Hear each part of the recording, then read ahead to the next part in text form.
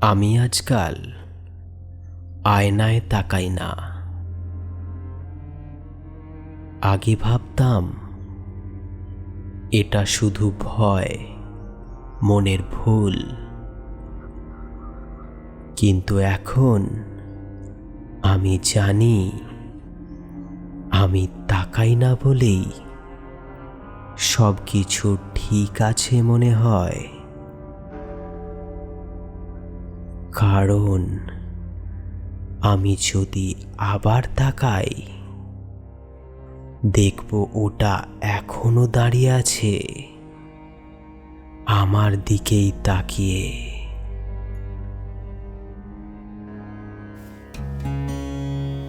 অন্ধকারের ভেতরেও লুকিয়ে থাকে গল্প। কিছু গল্প শোনার জন্য নয়, অনুভব করার জন্য। আপনি শুনছেন বাংলা হরর স্টোরি বাই শুভ। এখানে আমরা তুলে ধরি রহস্য, অনুভূতি আর জীবনের অদেখা অধ্যায়। সাবস্ক্রাইব করে সঙ্গে থাকুন, কারণ প্রতিটা গল্পের শেষে থাকে এক নতুন আলো।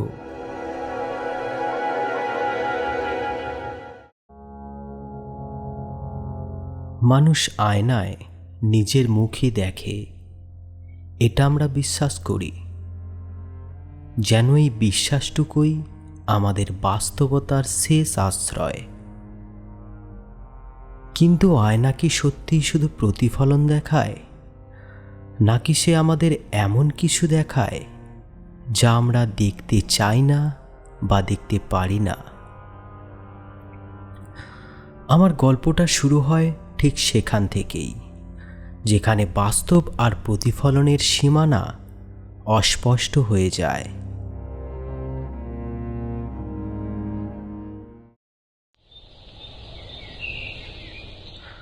সেদিন সকালটা ছিল একেবারেই সাধারণ। আমি আয়নার সামনে দাঁড়িয়ে ব্রাশ করছিলাম। হঠাৎ খুব ক্ষণিকের জন্য মনে হলো আমার হাত থেমে গেছে, কিন্তু আয়নার ভেতরে আমার প্রতিচ্ছবির হাতটা এক মুহূর্ত পরে থামল। এতটাই সামান্য, এতটাই সূক্ষ্ম যে প্রথমে আমি নিজেই নিজের উপলব্ধিকে অবিশ্বাস করলাম।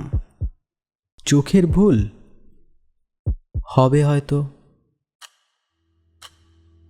কিন্তু সেই ভুলটা সেদিনের পর থেকে আমার প্রতিটি দিনের মধ্যে ধীরে ধীরে শিকড় ছড়াতে লাগলো। দিন গড়াতে লাগলো, আর সেই ভুল ধীরে ধীরে নিজেকে প্রমাণ করতে লাগলো। আমি হাত তুলতাম, আয়নার ভেতরের আমি একটু থেমে তারপর হাত তুলত। আমি মুখ ঘোরাতাম, সে যেন এক অদৃশ্য সংকেতের জন্য অপেক্ষা করে আমাকে অনুসরণ করত। এই বিলম্ব, এই সামান্য অসামঞ্জস্য আমার স্নায়ুর উপর এক চাপ সৃষ্টি করল, যা ভাষায় প্রকাশ করা কঠিন। সবচেয়ে অস্বস্তিকর ছিল তার চোখ। আমি যখন নিজের দিকে তাকাতাম, ওর চোখে একটা অদ্ভুত স্থিরতা দেখতাম। ও যেন আমাকে অনুকরণ করছে না, ও যেন আমাকে পর্যবেক্ষণ করছে। আমি ঠিক করলাম এই রহস্যের মুখোমুখি হব। ঘরটা নিঃশব্দ। ঘড়ির টিকটক শব্দটা অস্বাভাবিকভাবে জোরে শোনা যাচ্ছিল। আমি আয়নার সামনে দাঁড়ালাম, তারপর একেবারে স্থির হয়ে গেলাম। শ্বাস আটকে রাখলাম, চোখ সরালাম না। 1 সেকেন্ড, 2 সেকেন্ড, তারপর আয়নার ভেতরের আমি থামল। তার ঠোঁটের কোণে একটা অতি সূক্ষ্ম, অতি অস্বাভাবিক হাসি ফুটে উঠল। আর সেই মুহূর্তে আমার ভিতরের সমস্ত যুক্তি একসাথে ভেঙে পড়ল। আমি ধীরে ধীরে পিছিয়ে আসলাম, কিন্তু আয়নার ভেতরের সে একটুও নড়ল না। ওর স্থিরতা স্বাভাবিক স্থিরতা নয়, বরং এমন এক স্থিরতা যেন কোনো শিকারী শ্বাস আটকে অপেক্ষা করছে। তারপর খুব ধীরে তার মাথাটা এক পাশে কাত হয়ে গেল, এমন এক কোণ যেখানে মানুষের ঘাড়ে ব্যথা হওয়ার কথা, কিন্তু তার মধ্যে কোনো যন্ত্রণা নেই, আছে শুধু পর্যবেক্ষণ। ওর চোখ, সেগুলো আর শুধু চোখ নয়, ওগুলো যেন আমার ভেতরে ঢুকে পড়েছে। আমার স্মৃতি, আমার ভয়, আমার দুর্বলতা এক এক করে পড়ে নিচ্ছে।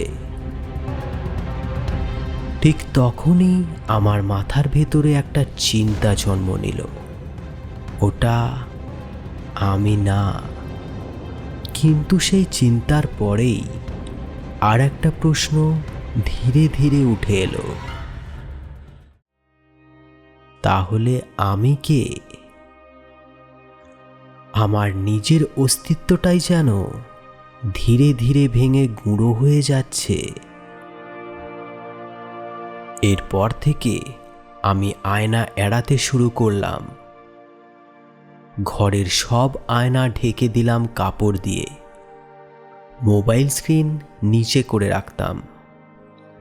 রাতে টিভি অন না করে সরাসরি প্লাগ খুলে দিতাম। কিন্তু আয়না শুধু দেওয়ালে থাকে না। এক রাতে প্রচণ্ড তেষ্টায় আমি জল পান করতে উঠেছিলাম। গ্লাসে জল ঢালার সময় গ্লাসের ভিতরে হালকা কাঁপতে থাকা জলের মধ্যে আমি আমার প্রতিচ্ছবি দেখলাম। আর তার মধ্যেই সে দাঁড়িয়েছিল। এইবার সে আমাকে নকল করছিল না, সে নিজের মতো দাঁড়িয়েছিল। তার ঠোঁটে এক অদ্ভুত হাসি, যেন সে আমার এই ভয়টা উপভোগ করছে।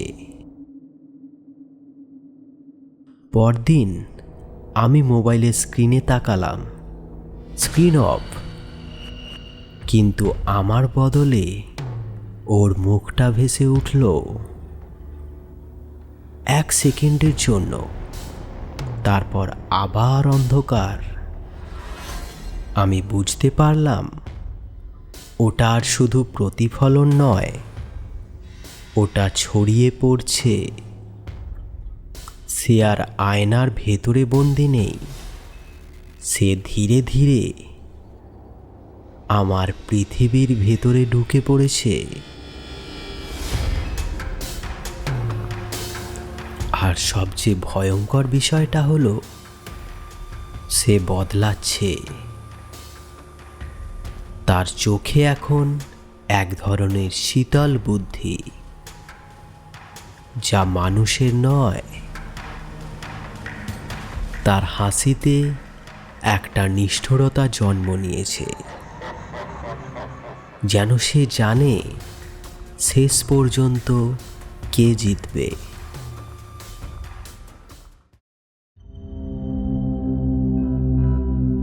সেদিন রাতে আমি আর পালালাম না। আমি জানতাম এই খেলা শেষ না করা পর্যন্ত আমি বাঁচব না। আমি আয়নার সামনে দাঁড়ালাম। ঘর অন্ধকার, শুধু একটা ক্ষীণ আলো যেটা সরাসরি আয়নার উপর পড়ছে। আমরা দুজনের দিকে তাকিয়ে রইলাম। সময় থেমে গেল, ঘড়ির শব্দও নেই, আছে শুধু আমার নিজের হৃদস্পন্দন। আমি খুব ধীরে বললাম, তুই কে? এইবার সে আর অপেক্ষা করল না, তার ঠোঁট নড়ল, কিন্তু কোনো শব্দ বের হলো না। তবুও আমি উত্তরটা শুনলাম। আমার মাথার ভেতর একটা ঠান্ডা স্পষ্ট কণ্ঠস্বর, আমি তো তুই। কিন্তু এটা শুধু উত্তর ছিল না, এটা ছিল একটা অনুভূতি। এক মুহূর্তের জন্য আমি তার চোখ দিয়ে দেখতে শুরু করলাম। আমি দেখলাম আমি বাইরে দাঁড়িয়ে আছি, আর সে ভেতর থেকে আমাকে দেখছে। সেই মুহূর্তে আমি বুঝলাম, আমরা শুধু দুইজন না, আমরা একই জিনিসের দুইটি ভিন্ন দিক।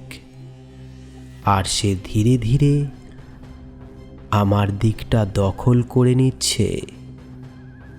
হঠাৎ ঘরের আলো নিভে গেল, সম্পূর্ণ অন্ধকার। শুধু আয়নাটা একটা ঠান্ডা ফ্যাকাশে আলো ছড়াচ্ছে।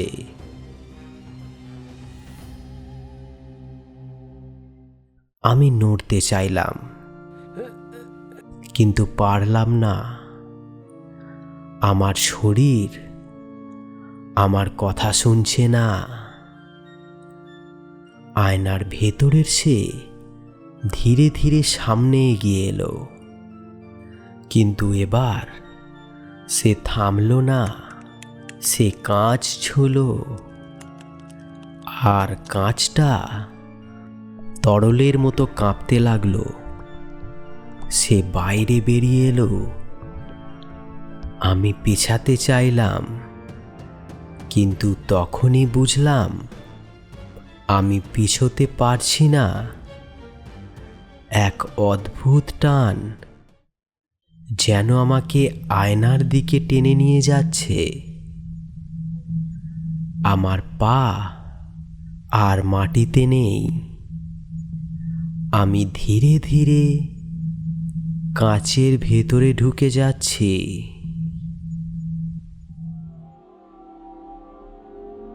আমি হাত বাড়ালাম, কাঁচে ছোঁয়া লাগলো, ঠান্ডা, শক্ত, একটা অদৃশ্য দেওয়াল। আমি চিৎকার করলাম, কিন্তু শব্দটা বাইরে পৌঁছালো না। ওপারে দাঁড়ানো সে আমার শরীরটা তুলে নিল। এবার সে নিজের হাতের দিকে তাকালো, তারপর আয়নায়। তার ঠোঁটে সেই একই হাসি, কিন্তু এবার সেটা আমার মুখে। সে খুব শান্ত গলায় বলল, এবার আমি বাঁচব। আর আমি আয়নার ভেতরে আটকে রইলাম। চিৎকার করতে করতে আয়নার কাছে ঘুষি মারতে লাগলাম, কিন্তু কোনো শব্দ এলো না। কিন্তু সেই আওয়াজটা কোনো শব্দ ছাড়াই আয়নার ভিতরের মধ্যেই বন্দী হয়ে রইল।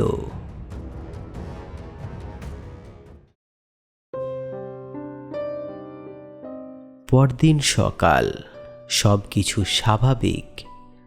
সে আমার শরীরে স্বাভাবিক জীবন কাটাচ্ছে, হাসছে, কথা বলছে, মানুষের সঙ্গে মিশছে। কেউ কিছু বুঝতে পারছে না। শুধু মাঝে মাঝে সে আয়নার সামনে দাঁড়ায়,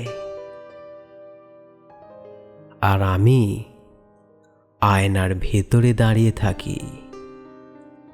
আমার ঠোঁট নড়ে, কিন্তু কোনো শব্দ বের হয় না।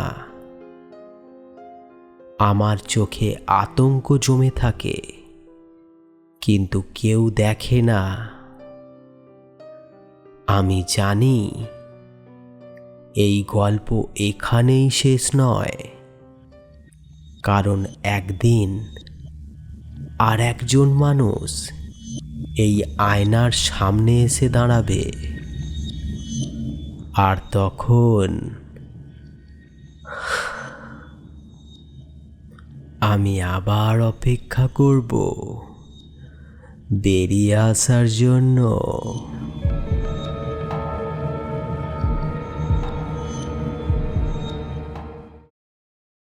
এই ছিল আজকের গল্প, আয়নায় যে মানুষটা থাকে।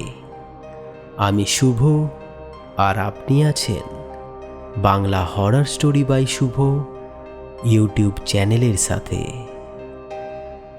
অন্ধকার শেষ হয় না, শুধু গল্প বদলে যায়।